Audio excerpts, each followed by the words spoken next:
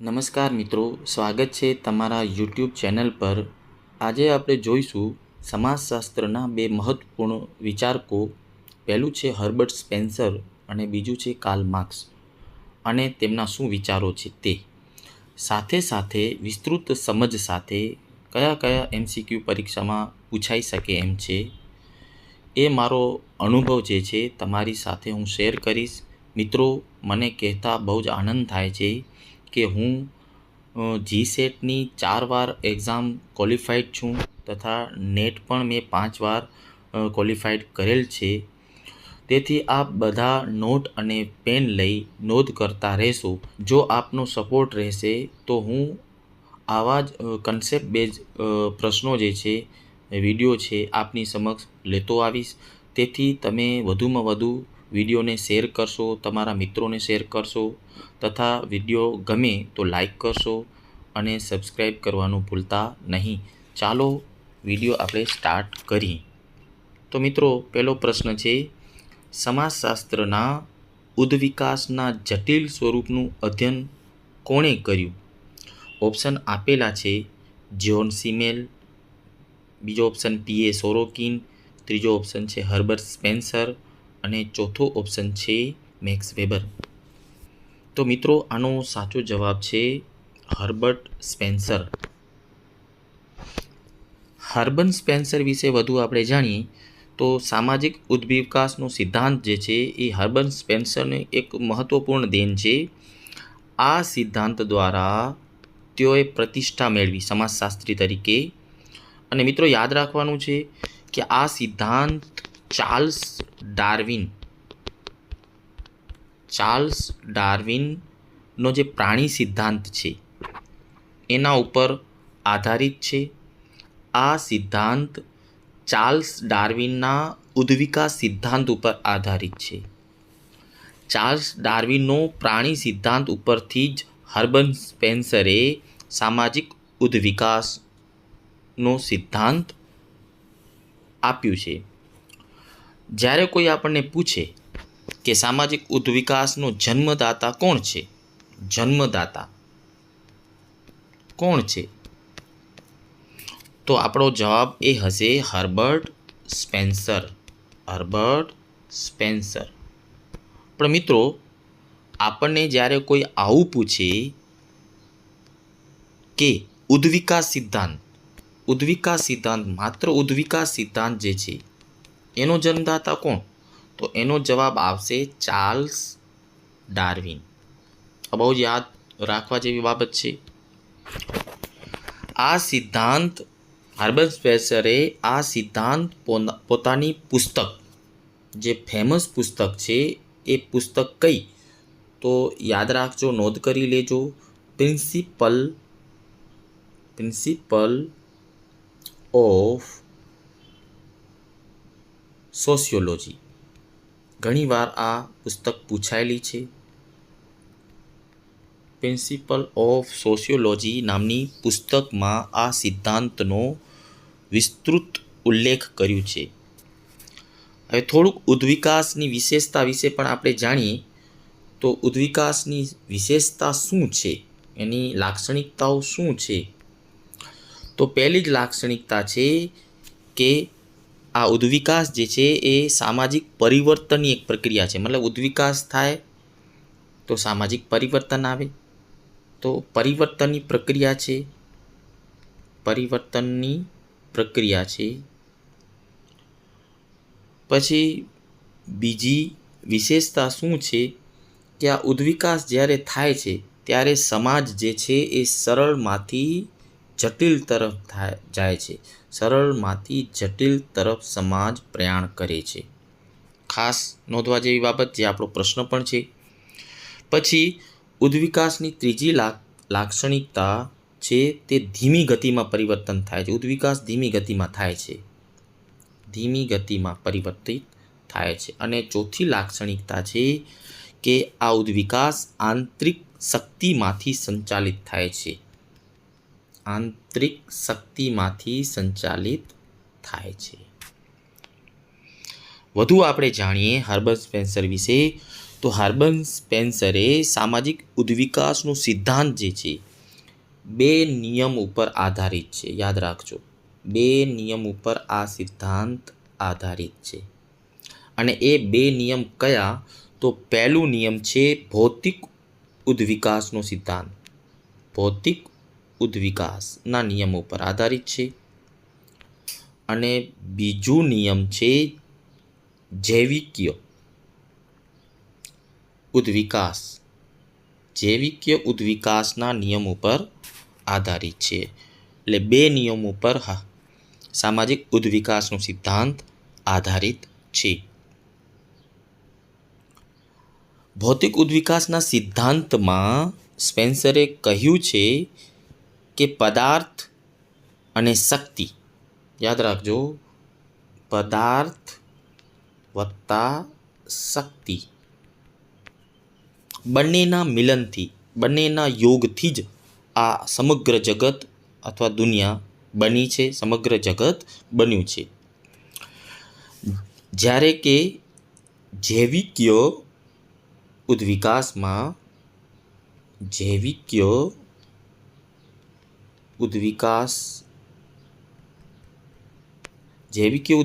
સિદ્ધાંતમાં સ્પેન્સરે કહ્યું છે કે પ્રાકૃતિક પ્રવરણનો નિયમ એ માનવ સમાજને પણ લાગુ પડી શકે છે. પ્રાકૃતિક પ્રવરણનો નિયમ જે માણસો ઉપર લાગુ પડી શકે છે. એનો મિનિંગ શું છે? તો દરેક જીવનને પોતાના અસ્તિત્વ માટે સંઘર્ષ કરવું પડે છે.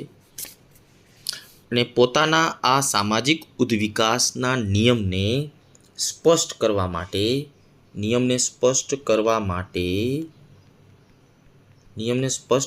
માટે 2 નિયમ આપ્યા છે. અને એ 2 નિયમ શું છે? તો પહેલું છે સરળતાથી જટિલતાનો નિયમ. હવે એમાં સરળ શું છે? તો સરળમાં છે આદિમ સમાજ, આદિવાસીઓનો સમાજ. અને બીજું છે જટિલ સમાજ. જટિલ સમાજ એટલે કયું? આધુનિક સમાજ. જટિલ સમાજ એટલે આધુનિક સમાજ. પછી બીજો નિયમ ક્ષમતા અથવા યોગ્યતાનું અસ્તિત્વ. આમાં સ્પેન્સરે કહ્યું છે કે સમાજમાં જીવનનો જે અધિકાર એને જ છે કે જે માત્ર યોગ્યતા ધરાવે છે. મતલબ જે વ્યક્તિ યોગ્ય છે એ જ સમાજમાં ટકી રહે છે. તો મિત્રો, આપણે જોયું કે એક MCQ ઉપરથી આપણને ઘણા બધા કન્સેપ્ટ ક્લિયર થઈ ગયા છે. એટલે નોટબુક અને પેન લઈ અને આપણે નોંધતા પણ રહેશું. હવે બીજો પ્રશ્ન છે આપણો કે માર્ક્સના મતે અર્થવ્યવસ્થાના વિકાસનું પ્રથમ યુગ કયું છે? તો ઓપ્શન આપેલા છે સમાજવાદી યુગ, સામ્યવાદી યુગ, આદિમ સામ્યવાદી યુગ કે બર્બર યુગ. તો આપણો સાચો જવાબ છે આદિમ સામ્યવાદી યુગ. તો માર્ક્સે આ આદિમ સામ્યવાદી યુગને પાક વર્ગ સમાજ પણ કહ્યું છે. પ્રાક વર્ગ સમાજ નોંધવા જેવું છે. આદિમ સામ્યવાદી યુગને માર્ક્સે બીજું કયું નામ આપ્યું છે? તો પાક વર્ગ સમાજ. પાક વર્ગ સમાજનો મતલબ થાય છે વર્ગવિહીન સમાજ. વર્ગવિહીન મતલબ કે તે વખતે વર્ગો નહોતા. ધનિક, ગરીબ, મજૂર, માલિક જેવા વર્ગો નહોતા, એટલે વર્ગવિહીન સમાજ. કાર્લ માર્ક્સ વિશે તો આપણે વધુ જાણીએ તો કાર્લ માર્ક્સનો જન્મ જે છે એ 1818માં થયો. ક્યાં થયો? તો જર્મનમાં થયો. વધુ હજી જાણીએ તો તેઓએ 1847માં માઇકલ એન્જલ સાથે મળી માઇકલ એન્જલ સાથે મળી અને સામ્યવાદીઓનું જાહેરનામું, બહુ જ ફેમસ છે, ઇંગ્લિશમાં એને કહેવાય કમ્યુનિસ્ટ મેનિફેસ્ટો, બહાર પાડ્યું. પછી વધુ જાણીએ તો 1847માં જ તેઓએ ધી ફિલોસોફી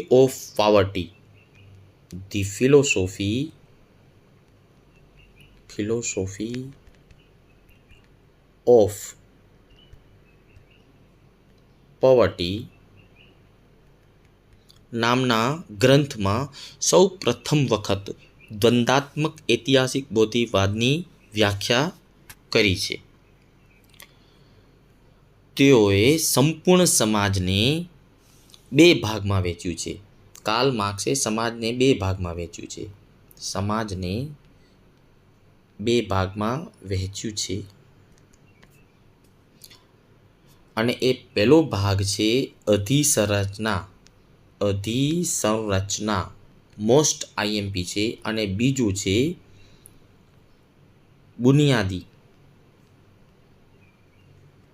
બુનિયાદી સંરચના.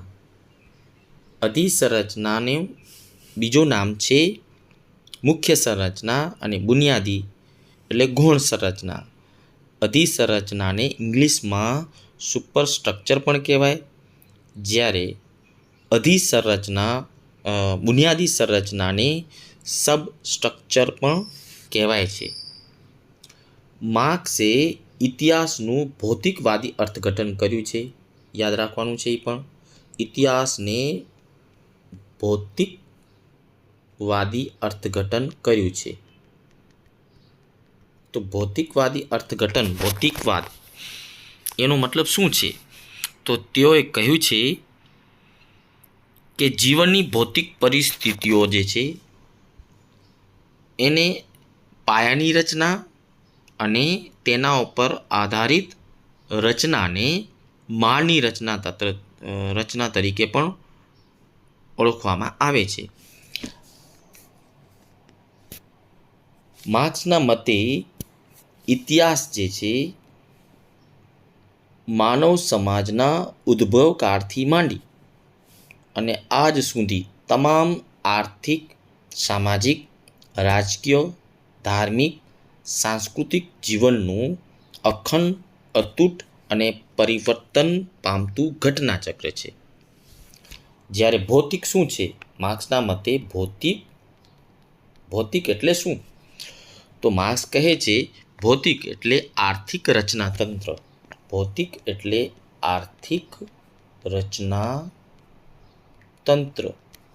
આર્થિક રચનાતંત્ર જેને આપણે અર્થવ્યવસ્થા પણ કહીએ છીએ. વધુ એના વિશે આપણે જાણીએ તો તેઓએ સમાજનું પાયાનું રચનાતંત્ર જે છે એના વિશે કહ્યું છે કે સમાજ એટલે ભૌતિક પરિસ્થિતિઓના પાયા પર રચાયેલ વિવિધ સંબંધોનું માળખું. તેઓના મતે આ જે સમાજ બનેલું છે એ ભૌતિક પાયા ઉપર બનેલું છે. મતલબ કે એની અંદર ભૌતિક બળો હોય છે પ્લસ ઉત્પાદનના સંબંધો હોય છે. આ જ પાયાનું રચનાતંત્ર સમાજનું આર્થિક માળખું પણ છે. ભૌતિક જરૂરિયાતો પૂરી પાડવાની લોકોની રીતના કારણે લોકો વચ્ચે શું બંધાય છે? સંબંધો બંધાય છે. મતલબ જે આર્થિક પ્રવૃત્તિઓ કરવા જાય છે તો આર્થિક પ્રવૃત્તિઓ વખતે એક માણસ બીજા માણસ સાથે કોઈ પણ સંબંધમાં આવે છે.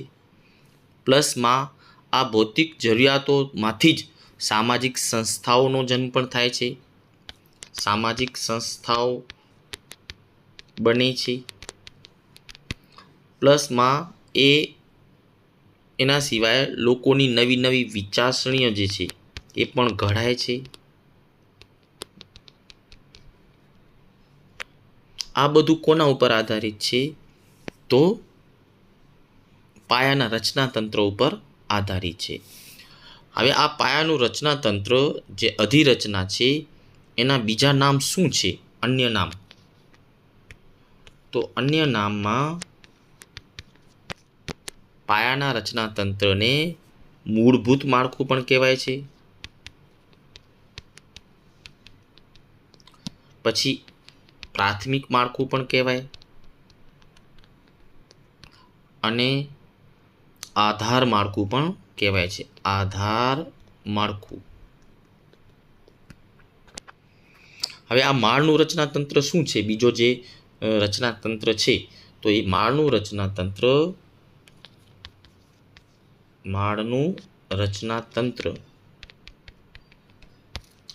તો માળના રચનાતંત્રમાં માર્ક્સે કહ્યું છે કે પાયાના રચનાતંત્ર ઉપર જ આધારિત બિન આર્થિક સંબંધો, સામાજિક સંસ્થાઓ અને પ્રવર્તમાન વિચારો એ બધું મળીને એક માળનું રચનાતંત્ર બને છે.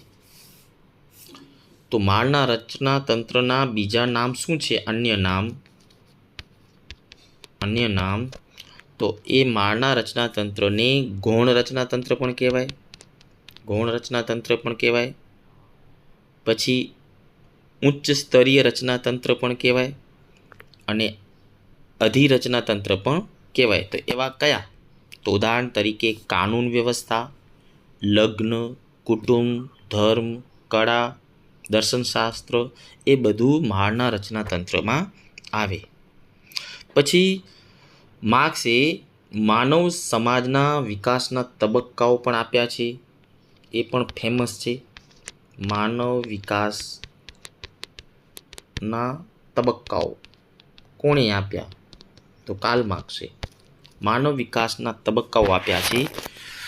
આની અંદર માનવ ઇતિહાસના જુદા જુદા તબક્કે ભૌતિક પરિસ્થિતિના આધારે પ્રારંભિક વર્ગવિહીન સમાજમાંથી કયા પ્રકારની વર્ગ વ્યવસ્થાઓ વિકસી તે દર્શાવ્યું છે. મતલબ શરૂઆતનો જે સમાજ હતો એમાંથી ધીમે ધીમે જે વર્ગ વ્યવસ્થાઓ વિકસી એ દર્શાવ્યું છે. શેમાં? તો માનવ સમાજના વિકાસના તબક્કાઓમાં. તો આમાં સમાજને બે ભાગમાં વહેંચ્યું છે. પહેલું છે પ્રાક વર્ગ સમાજ, મતલબ કે વર્ગવિહીન સમાજ. આનું બીજું નામ છે વર્ગવિહીન સમાજ, જેને આપણે આદિમ સામ્યવાદી સમાજ પણ કહીએ છીએ. અને બીજું છે વર્ગ સમાજ. હવે આ પાક વર્ગ સમાજ જેમાં આદિવાસીઓ હતા, એ લોકોની અર્થવ્યવસ્થા સાદી હતી અને બધા સમાન રીતે જીવતા હતા. એટલે અહીં વર્ગો હતા નહીં, એટલે એ વર્ગવિહીન સમાજ કહેવાય છે. હવે આ વર્ગ સમાજ છે એના પણ 3 પેટા પ્રકારો બતાવ્યા છે કાર્લ માર્ક્સે. વર્ગ સમાજ તો એમાં પહેલું જ આવે છે પ્રાચીન વર્ગ સમાજ. તો પ્રાચીન વર્ગ સમાજમાં 2 વર્ગો હતા. કયા? તો એક હતું માલિક વર્ગ અને બીજું હતું ગુલામ વર્ગ. પછી બીજું વર્ગ સમાજ હતું સામંતશાહી.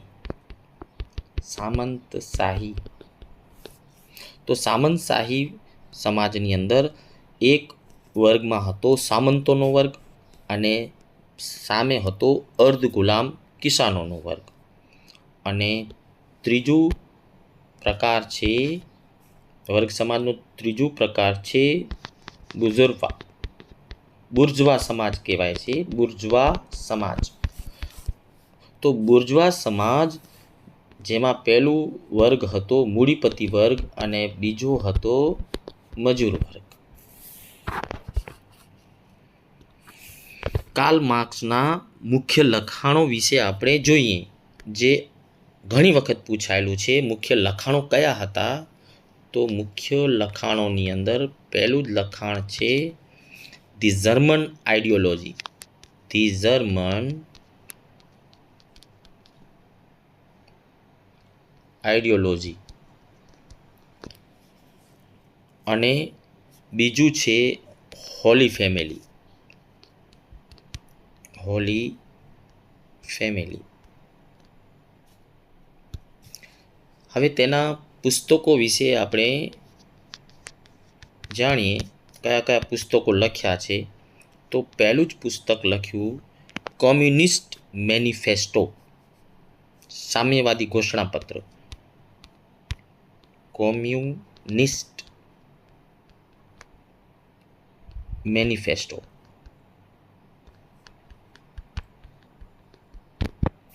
સામ્યવાદી ઘોષણાપત્ર. બીજું પુસ્તક લખ્યું છે કેપિટલ. અને ત્રીજું પુસ્તક લખ્યું critique of the Gotha programme. Critique of the Gotha programme. તો મિત્રો, આશા છે કે તમને આ ક્વિઝ જે છે વિસ્તૃત સમજ સાથે જે ક્વિઝ આપણે જોઈ એ તમને પસંદ આવી હશે. જો તમને આ વિસ્તૃત ચર્ચાવાળી ક્વિઝ પસંદ આવી હોય તો વિડીયોને તમે લાઈક કરશો. હજી વધુમાં વધુ એવો મારો પ્રયાસ છે કે વધુ વિસ્તારપૂર્વક જે સમાજશાસ્ત્રના અઘરા ટોપિક છે એ તમારી સમક્ષ લાવું, પણ આમાં તમારા સપોર્ટની જરૂર છે. એટલે વધુમાં વધુ મિત્રોને તમે આ વિડીયો શેર કરશો, લાઈક કરશો અને સબસ્ક્રાઈબ કરશો. Thank you very